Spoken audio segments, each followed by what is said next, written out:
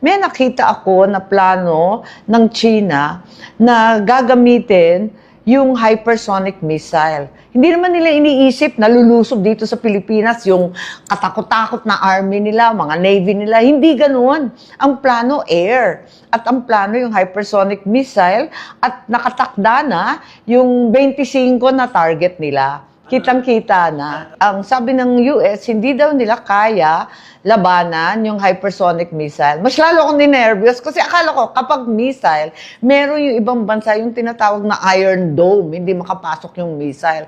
Kapag hypersonic daw, kayang-kaya pumasok. Ganyan lang kadali. Durog daw.